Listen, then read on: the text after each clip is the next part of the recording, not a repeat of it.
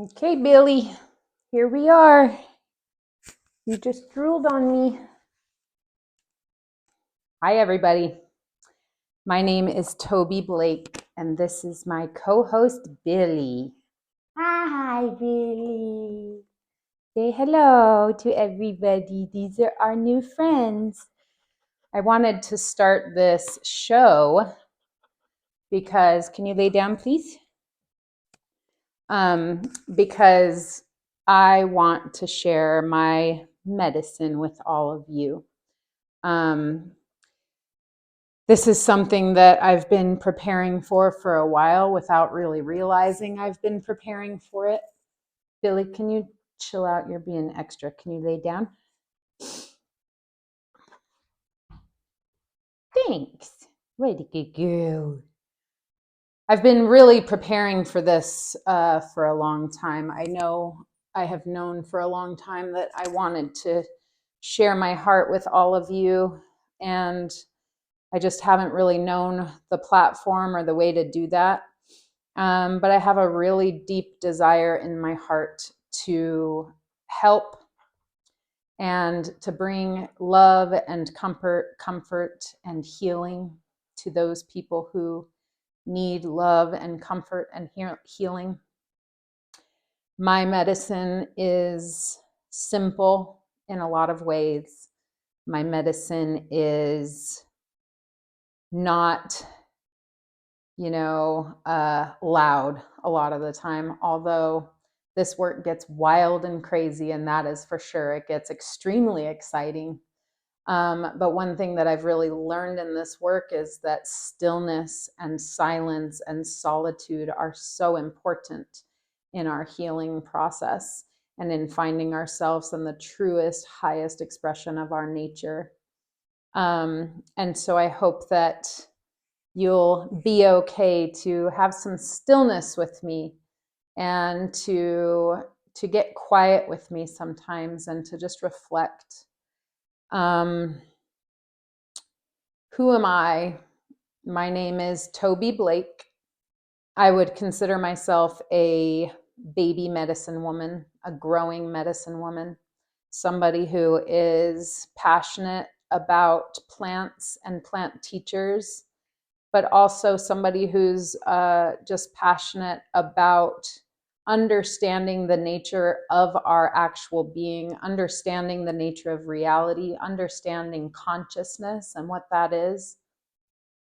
And I really want to bring maybe a new perspective to your life. I want to help people start to open up, open their heart, open their minds. I want you to maybe get a little weird, get a little crazy, break things up a little bit. The plants teach me to break things up so that everything can lay down in a new and organized way. Did you hear lay down? I thought so. What a cutie.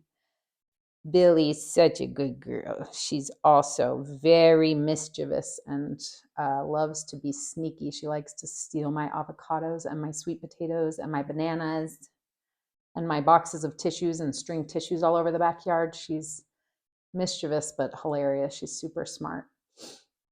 I grew up as a Mormon, part of the Church of Jesus Christ of Latter-day Saints.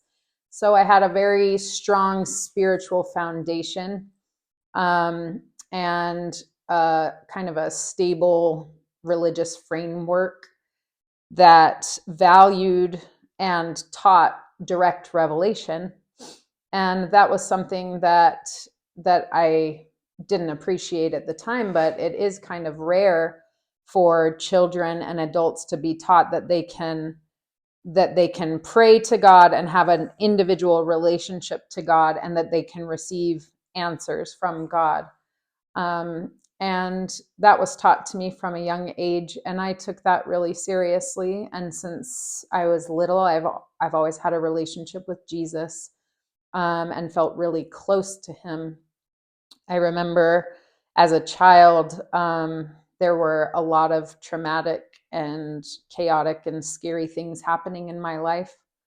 And I would escape into kind of a dream world, a waking dream world where it was just all clouds, and I would ride around in a cloud car, kind of like the Care Bears, and I always had Jesus in my cloud car with me.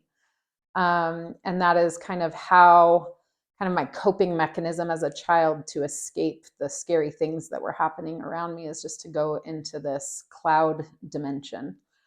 I never really thought anything of that until I started traveling into other dimensions in the last few years. And now I wonder if that was more than just kind of a coping mechanism or an escape mechanism, but maybe I really was going into another familiar dimension. I'm not sure.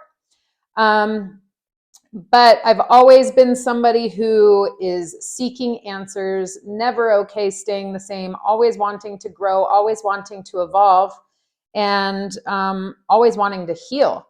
And so when I was 21, I was diagnosed with multiple sclerosis. I had one child at the time, and two of my aunts had already been diagnosed.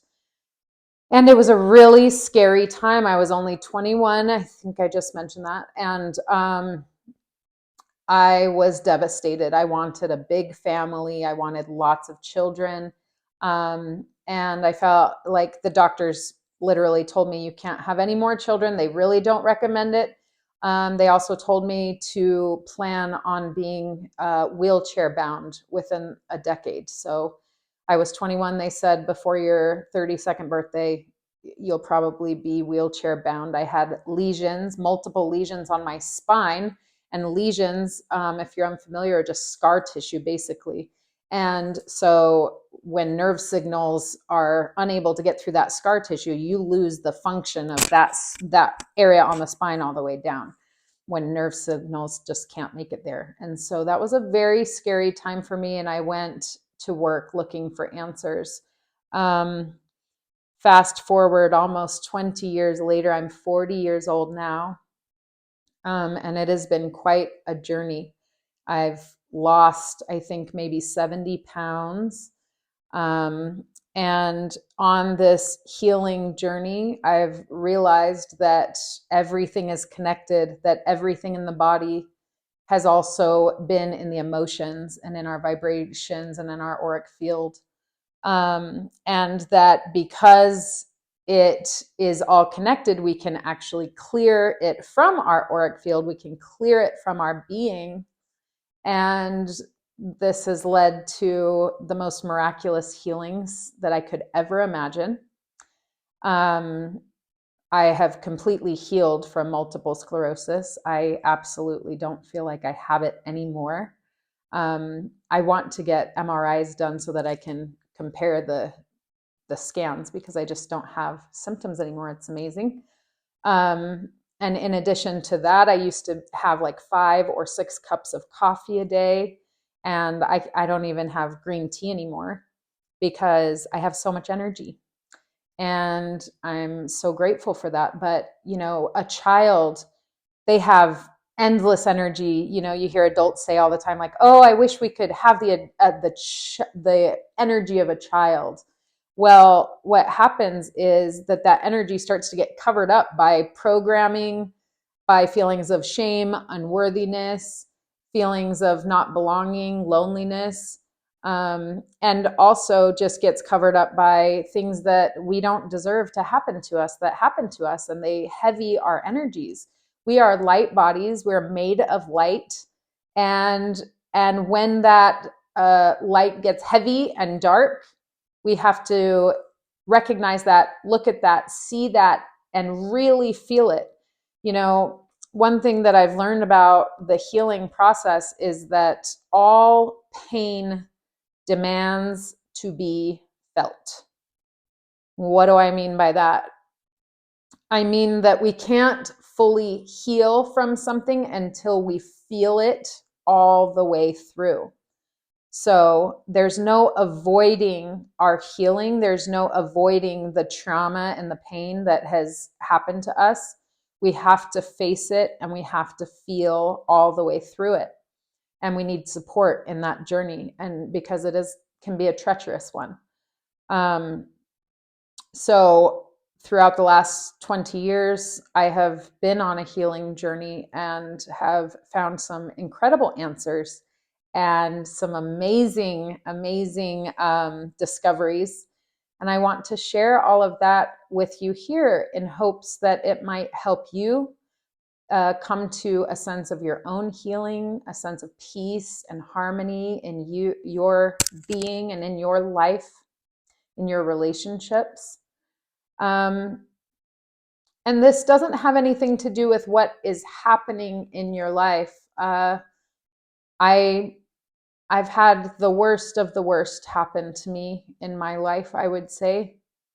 I've been through an immense amount of trauma and pain. And what I have learned is that pain is inevitable, but suffering is optional. And suffering just really allows us to take inventory of what we're still attached to, because all of life is movement, and anything that we attach ourselves to, it moves, it changes, it shifts, and we can't control that, and it causes discord and contention and chaos in our lives.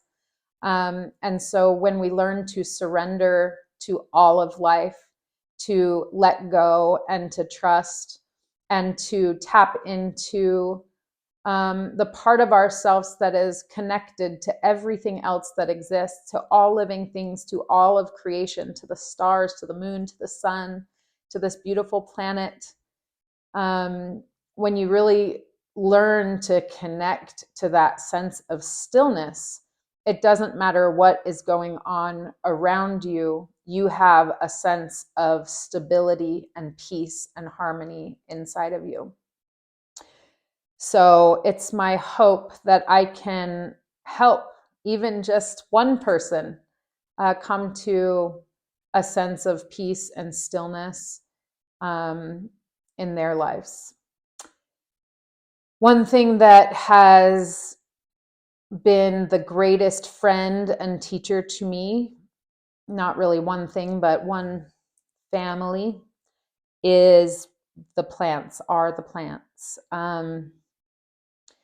So when in June of 2020, my husband and I were on a little picnic because it was during the pandemic and all of the restaurants were closed. So we got some to-go burgers and we were just sitting under a tree at a park and we were eating them. And then we were just kind of relaxing, laying on a blanket under this tree. And all of a sudden, everything went really still and quiet. And my husband noticed and mentioned, did you notice that everything just went really quiet? And so we just kind of sat in the stillness. And then all of a sudden, I felt myself be what I can call, I don't know, I don't have the language for this, but like pulled into another energy, into a trance state. And I began having visions where all of a sudden I was with my eyes wide open, but I was seeing as if I was seeing like a movie playing out or a dream right in front of my awake eyes. And I had this interesting knowing that it was coming from the trees. And so I looked around at all the trees around us, and all of a sudden I had never experienced seeing an aura before in my life, but all of the trees had big white glowing auras. And at this time, I wouldn't have considered myself really a spiritual person. I had never, even looked up like my horoscope. I was not familiar with sound healing or tarot cards or, crystals. I had kind of an aversion to all of that. I had left the Mormon church about 10 years earlier, or 12 years earlier or something. And I just considered myself agnostic. But this series of visions was a message from the trees. It was clear. And I stood there for about an hour and a half and I narrated the visions that I was having to my husband, he says that my voice changed completely and that even the look of me changed. I looked like a different person. But I was just explaining what I was seeing, and I was seeing so many things. They were showing me, and they were communicating with emotions. So I just had this like telepathic knowing of the messages that they were imparting to me. The first words that I ever heard, and there were very few words, but this was like profound. They said, "Slow down and be quiet." That message changed my whole life. At the time, I was traveling a lot, I was partying a lot. I was, not in a healthy place in my life necessarily. I had not come to a sense of peace. So I was running around trying to find it all over the place in toxic ways. And the trees said, "Slow down and be quiet." They told me, they showed me another life existence that I had had, that where I was taken at 16 years old from the earth. And when they were showing it to me, it was as if I was in that 16-year-old's body, and I knew that I was her, and I was feeling everything that she was feeling. It was so interesting. I had never, ever experienced anything like that. I didn't even know about past lives or parallel lives or reincarnation. I had no beliefs about any of that. But they showed me how I had had a relationship with the trees all throughout my life, that the trees had been watching me and kind of raising me up in a certain way. They showed me tree after tree after tree from my childhood that I had connected with without ever even really realizing it. There was one specific tree outside of my grandmother's house that was extremely special to me. And it was the tree that my ex-husband actually proposed to me under. And it was a tree that brought me a lot of comfort as a child. And they showed me that tree and lots of other trees. And then they showed me wildfires and imparted just, I don't know if the word is rage, but just fury and sadness and rage and emotion toward the humans for what we are doing to our planet. They showed me something that I had never thought about, which was our graveyards. They showed me graveyard after graveyard and just wept and wept at our burial strategies as a Western civilization. They showed me that we can bury ourselves in the roots of a tree and become one with the earth, that the chemicals we put in in the bodies of the deceased, that the caskets, that all of it, the land usage is just not helpful, it's hurtful to the trees. They told me that I can go between the worlds, and I did not know what that meant at the time. But they said, you can go between the worlds. This was all extremely overwhelming to me when it happened. I went home. AJ and I, my husband and I, were Googling, like, can trees talk to people? And there's a lot of research that says absolutely they can communicate. Since that experience, I've become extremely passionate about learning about the communication and the intelligence of the trees. They have neurons. They have all kinds of sentient qualities that make them sentient beings just like us. And in a lot of ways, more evolved than we are. They have so many lessons to teach us. They taught me to let the dead leaves fall. That was one lesson that they taught me, about how it is so important in nature to allow things to fall away, to make room for new growth. That everything is birth and renewal, birth and renewal, birth and renewal, birth and rebirth. They taught me all kinds of lessons about stillness, and they showed me this vision of basically a download happening to me, where they were putting like a spool of yarn of information into my mind, and then that spool of yarn would be pulled out as it was needed in my life. And I've really felt that spool of yarn being pulled since that happened 3.5 years ago.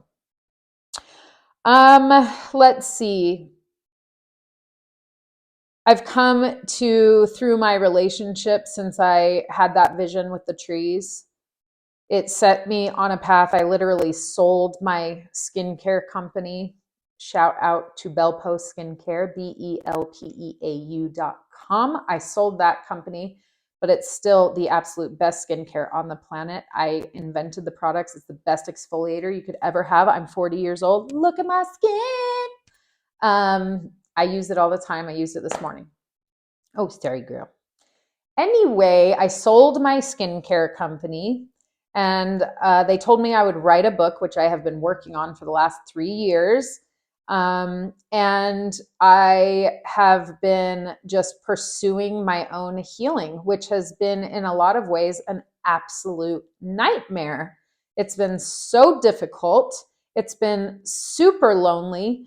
When you go through this transition to awakening, everything changes in your life. Your thoughts change, your desires change. Your relationships cannot stay the same. They either evolve or fall away. Kind of like when you're cooking a turkey at Thanksgiving and you get all of that grime stuck to the bottom of the pan.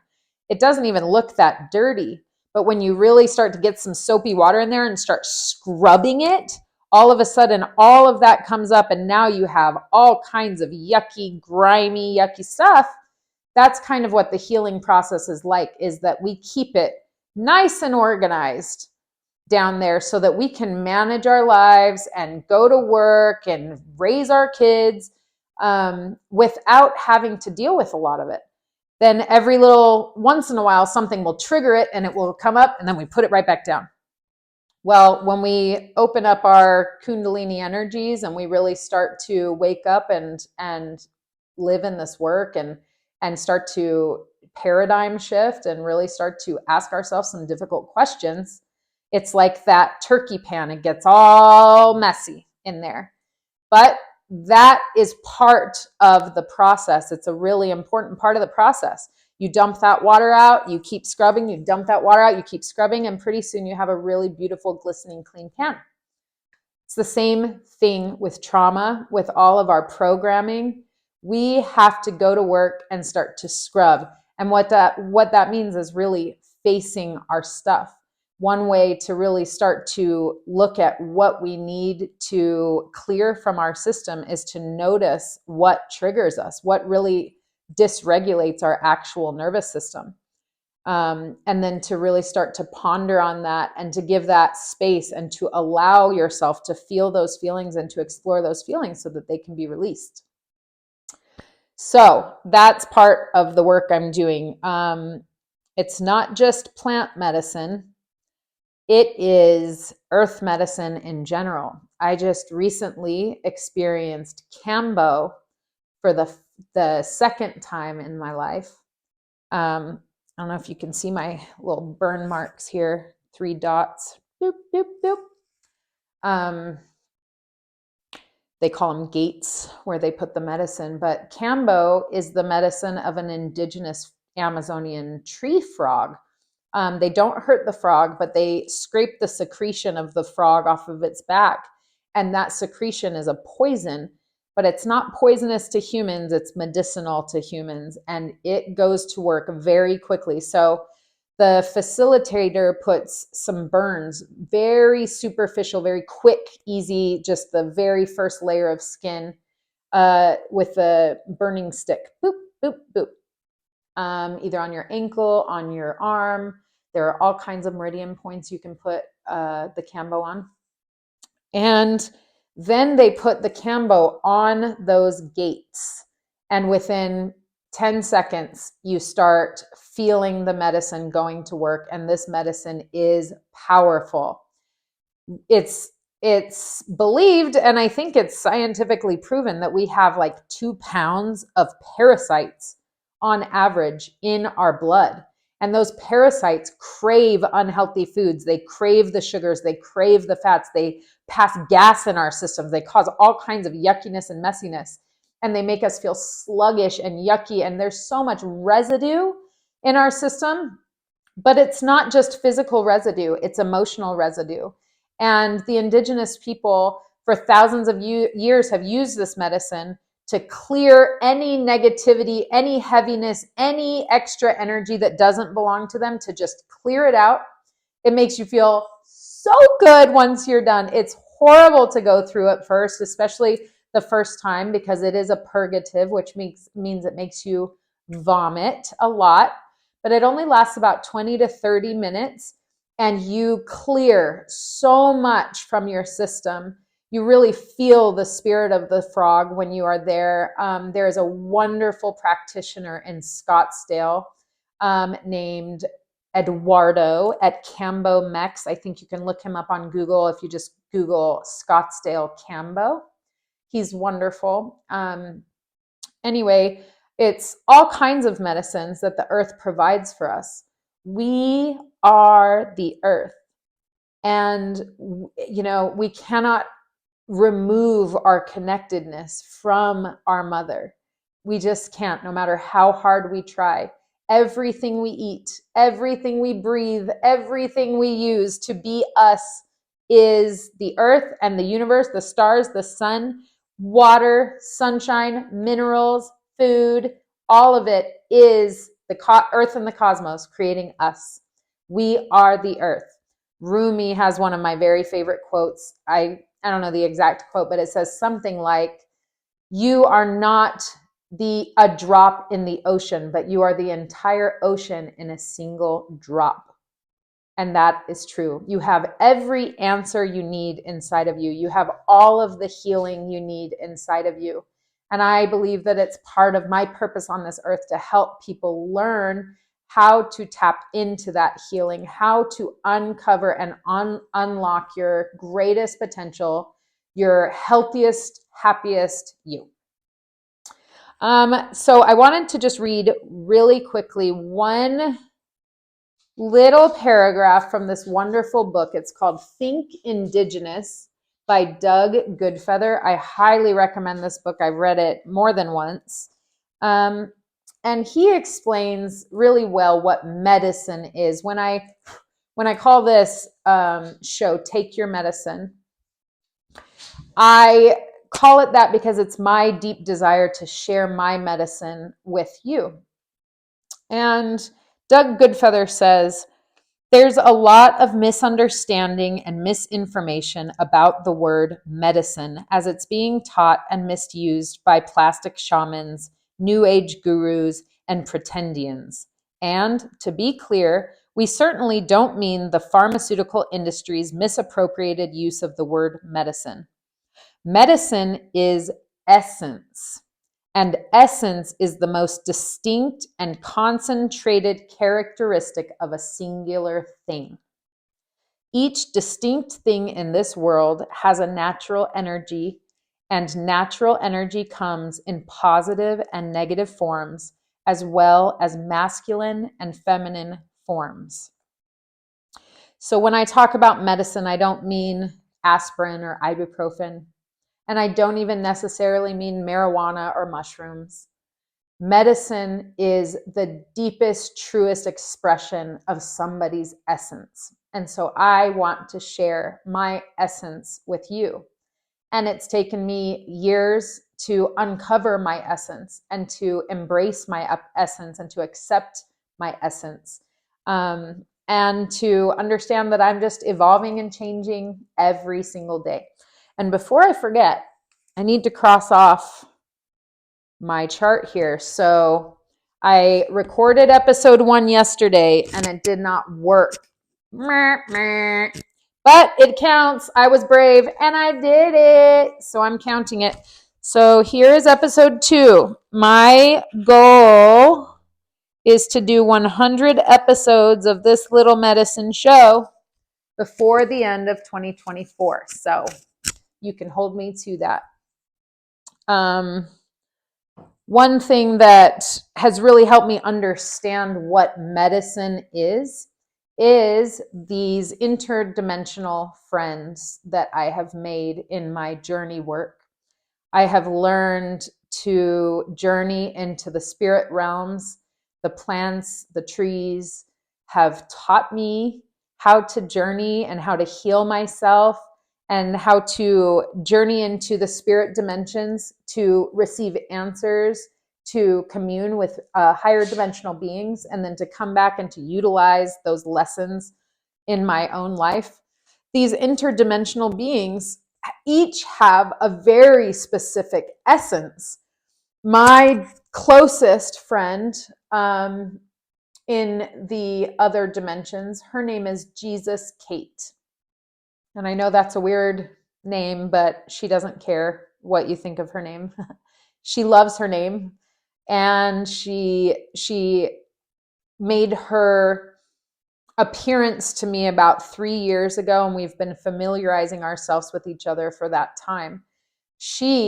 Her essence is absolutely indescribable. She can shapeshift. She has technologies that are so advanced. They are light technology. She is able to channel through my body. These things are very difficult to explain, and it's really hard to find the words when I start talking about my interdimensional friends. But she has come into my life to help heal me and to help teach me and to help me learn how to help others heal themselves. And so in learning and familiarizing myself with her essence, when she comes in, she has no apologies about her essence. She owns who she is completely. She's this dynamic, godlike being that lives in like the fifth and sixth dimension. And she is mischievous and funny and playful. And she just doesn't care what anyone thinks about her at all. And to just witness this being, expressing herself in all of her uniqueness, in all of her glory, in all of her loudness, has been really inspiring to me. And she has brought to me 2 different times collectives of different beings, her friends in other dimensions. The first time, these beings were so beautiful, and they held a parade for me. I guess that's what you would call it, where they took turns doing their own specific, almost like a tribal dance. And then they would give me this energetic hug. This is so difficult to explain. And I don't know, I start to get self-conscious when I start to explain these things. But in understanding the essence of each of these beings who are so unique, they have millions of eyes. They are literally made of light, and they're bioluminescent. And they have such distinct energy, and that energy is healing in different ways. And so when they introduce themselves to me, each one comes in with a specific message and a lesson and an energy that they impart into me. They come with downloads where they download information into me, and then I just have these knowings. It is wild and truly magical. And it's a deep desire of mine to help other people learn how to connect with these beings, because they are here. We just have to learn how to attune ourselves to them. We have to learn to recognize their energy and attune our energy to align with their energy. It's just like a radio station. They are on one frequency and we are on this lower frequency, and we have to raise our frequency, and they can come down and we can meet them in these middle spaces, and they can help us in so many precious ways. So one example I'll give really quickly that Jesus Kate has helped me heal with is that she showed me in one of my journeys, she explained to me that my brain is imbalanced. She said that the left side of my brain had to work so hard in the beginning of my life that the right side of my brain formed scar tissue and lesions and imbalance. And so that created the left side of my body to go numb when I had multiple sclerosis. It caused dizziness. It caused all kinds of balance issues. I used to not even be able to walk a lot of the time. There were certain days I could not walk without holding on to somebody. I fell down the stairs so many times. If it was dark and then the lights would come on, I would be completely disoriented and dizzy. My brain had just been through too much by the time I was 21. Well, in the last few years, Jesus Kate has shown me how I can start to balance out my brain. So she told me to buy an eye patch and to wear the eye patch on my right eye like this, so that I'm forced to use the left eye only, which works the right side of my brain. Because the left side of your body is working the right side of your brain and vice versa. And so for an hour or two a day, I've started wearing this eye patch, and it has helped balance me out. And at first it made me so grumpy. It gave me a headache, but I could literally feel my right side trying to do all the work and my left side having to do all of the work.